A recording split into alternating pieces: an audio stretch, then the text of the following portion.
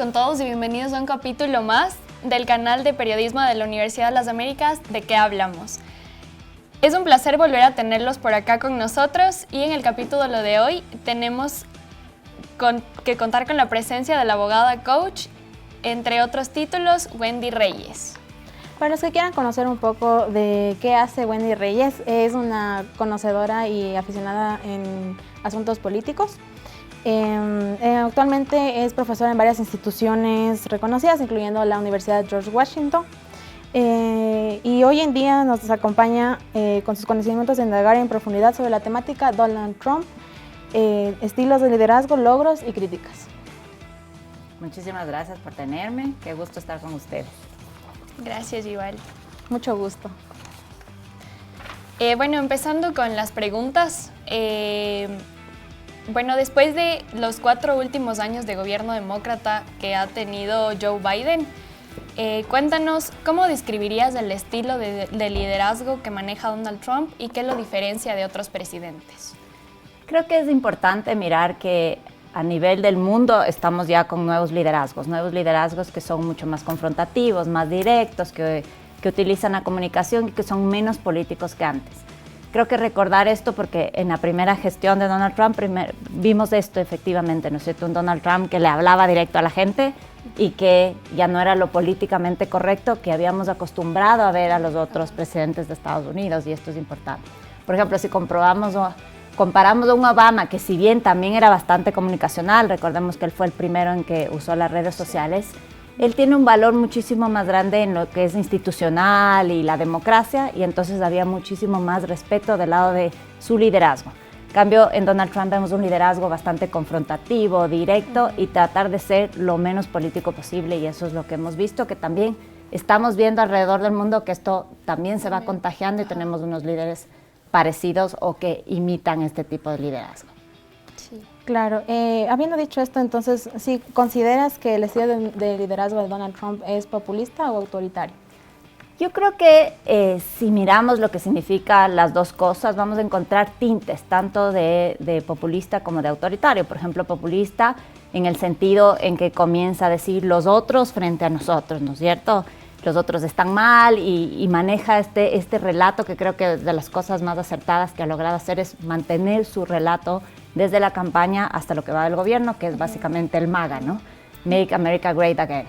Y todo lo que implica este relato se conecta con ciertas bases sociales, y sobre todo si es que comparamos cómo está dividido Estados Unidos, vamos a ver que en las costas tenemos personas mucho más críticas a Donald Trump frente a eso versus el centro, que es muchísimo más rural.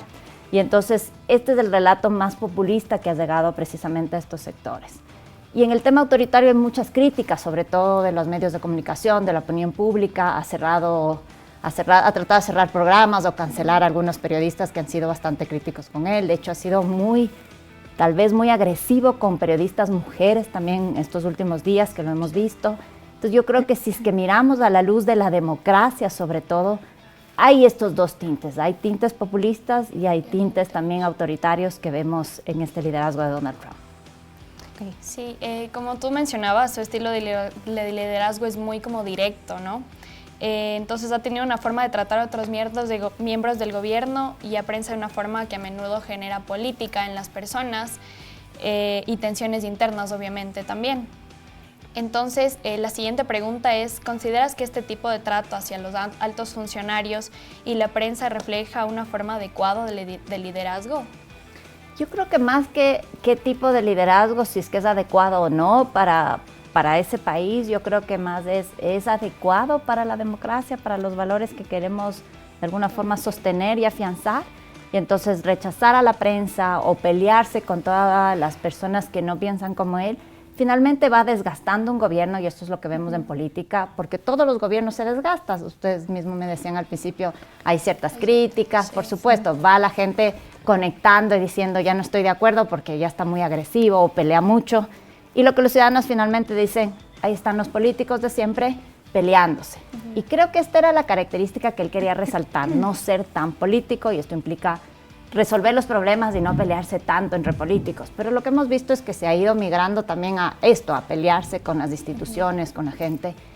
Y esto desgasta las instituciones y los gobiernos pasan así como aquí también. Un día están, mañana ya no están. Y en Estados Unidos pasa lo mismo porque solo pueden reelegirse, ser 2 veces presidentes y nada más.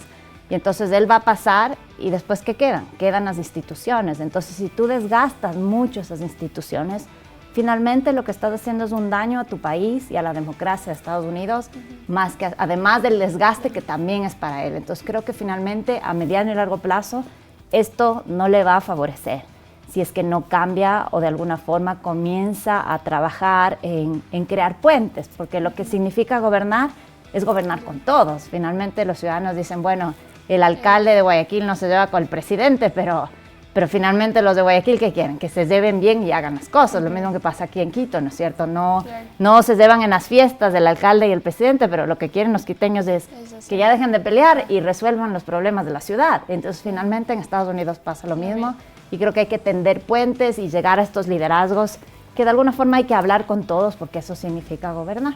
Claro. Listo. Entonces, pasemos un poco a conversar sobre las metas y los logros que tiene dicho presidente. Perfecto. Desde que asumió su segundo mandato, se argumenta que la política de aranceles impulsada por Donald Trump pretende fortalecer la industria nacional y así reducir la competencia externa, buscando poder generar empleos locales. La pregunta sería, ¿de qué manera esta política de aranceles beneficia realmente a la economía de Estados Unidos? Yo creo que si vemos como principio el atender lo interno, ¿no es cierto?, en darle oportunidad a lo nuestro, diríamos así, es bastante positivo porque dices, bueno, finalmente quiere que la economía vuelva a surgir y darle muchísima más fuerza y oportunidades a lo interno. Ahora, viéndolo solo así, está perfecto, pero yo creo que también esto va dentro de su estrategia y de su relato de buscar siempre un enemigo. Y esto es lo que hemos visto en el liderazgo de Donald Trump. Entonces, si bien esto va a ayudar a ciertas empresas, por ejemplo, la empresa de los autos o también del acero, de alguna forma sí van a producir más y les está dando muchísima más importancia. Pero esto a la vista, y yo no soy economista, pero ha habido muchos críticos económicos que dicen, bueno, finalmente a largo plazo también va a depender si se sostienen estas empresas y si no genera estas alzas de otros precios que sí se han dado dentro de la economía estadounidense. Pero yo lo que digo es, a la larga él tiene una estrategia de buscar este enemigo y finalmente en esta búsqueda que sería bastante buena, decir, bueno, vamos a consumir lo nuestro y nos cerramos un poco al mundo, que finalmente a largo plazo no sé si sea tan bueno, pero finalmente, bueno, rescatemos lo nuestro, quedémonos con eso, que es positivo. También hay un enemigo al medio que me parece que es peligroso y el enemigo son los migrantes. Y entonces decir rescatemos lo nuestro y todo lo que atente contra lo demás está mal. Y entonces entre esto viene este ataque a los migrantes, de que nos quitan el empleo, de que vienen solo delincuentes. Y creo que dentro de esta política, que puede ser de alguna forma positiva económicamente, hay una estrategia política de buscar un enemigo, y en este caso son los migrantes, y creo que eso no es bueno y es perjudicial. Sí. Bueno, igual recientemente la presidencia de Trump fue celebrada, se podría decir, por contribuir a la paz mundial a través de negociaciones externas, como por ejemplo el Medio Oriente. Entonces la pregunta es la siguiente: ¿consideras que el enfoque de Trump realmente ayudó a reducir el fuego y la tensión en el conflicto Palestina-Israel? Yo creo que es un tema mucho más táctico que estratégico. Es decir, por el momento ya hay un cese del fuego y finalmente eso es lo que queremos.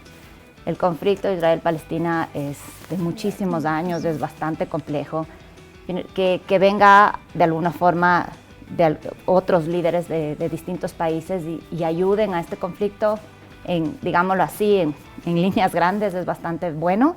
Pero si es que nos ponemos a ver qué pasa después, qué pasa, yo no creo que es la paz lo que está en el medio. Este momento está un cese al conflicto armado, digamos, pero vienen muchísimas cosas. ¿Qué pasa con los desplazamientos? ¿Cómo se van a reorganizar estos pueblos? Y creo que en eso no ha habido ningún aporte. Creo que de alguna forma también de lo que hay las críticas a estos 20 puntos se ha favorecido mucho más a israelí que realmente al pueblo palestino, pero podríamos debatir en algunos casos. No quisiera defender a uno a otro, pero lo que sí quisiera decir es que es una línea mucho más táctica, mucho más de crisis, de atención de crisis, que realmente de un conflicto armado que tiene muchísimos pasos que tendrían que ser a mediano y largo plazo, y creo que eso es lo que falta ver. Y ojalá se pongan de acuerdo otros países también para aportar a esto. Sí. Bueno, pasemos con respecto a las críticas. Como en cualquier presidencia, la presidencia de Trump no es inocente a controversias, como se ha visto últimamente en las noticias, ¿no? Su política migratoria incluyó esas medidas muy estrictas con respecto a los inmigrantes, con detenciones masivas y separación de familias en la frontera. Entonces, como pregunta sería, ¿cómo evalúas este enfoque desde la protección de derechos humanos y la seguridad nacional? Ese es el conflicto que siempre existe, no solo en Estados Unidos, acá también. Es decir, militarizamos todo y todos nos quedamos tranquilos y no pasa nada, o puede haber estos riesgos de excesos y que se vulneren derechos humanos, y creo que lo vivimos en los distintos lugares, no solo vivo en Estados Unidos. Ahora, hay un actor que creo que es importante mencionar cuando trabajas estos temas y es ICE, ¿no es cierto? Este actor que hemos visto todos cómo llegan, golpean las puertas, se llevan a los migrantes y hemos visto que ya hay muchas denuncias de varias organizaciones de derechos humanos que existen abusos. Entonces creo que hay que mirar que por un lado, cuando uno gobierna, yo que he estado en gobierno, entiendo perfectamente que tienes unos estándares muy grandes y que además tienes obligaciones como precautelar por la seguridad de todos los ciudadanos. Pero también tienes convenios internacionales, tienes una constitución y tienes derechos que cumplir. Y aquí entra donde tú como político tienes que mantener un equilibrio entre voy a atender la seguridad de todos, pero también voy a trabajar este tema de forma estratégica y ordenada. Creo que hay muchas denuncias con ICE, creo que además se le cataloga como una instancia paramilitar. Entonces, de alguna forma, este conflicto entre utilizar esta fuerza paramilitar, que son, digamos que es una policía migratoria, pero que se visten inclusive como militares en algunos casos, otros se camuflan. Hay muchas denuncias frente a esto, frente a cómo se debe tratar la política migratoria. Hay también, sobre todo, los migrantes latinos, que son nuestros compatriotas, hemos visto que también han sido de alguna forma afectados por esto. Entonces creo que aquí hay que trabajarlo con muchas pinzas, creo que todavía sí hay muchas quejas y creo que sí se podría hacer algo mejor en el trabajo que están haciendo y creo que sí se han vulnerado muchos derechos humanos. Listo, Vende, muchas gracias por tus respuestas y esta entrevista. Ha sido un placer tenerte aquí con nosotros. Muchas gracias igual a ustedes por seguirnos en nuestras redes sociales, UDLA Channel, y gracias por estar con un capítulo más por nosotros.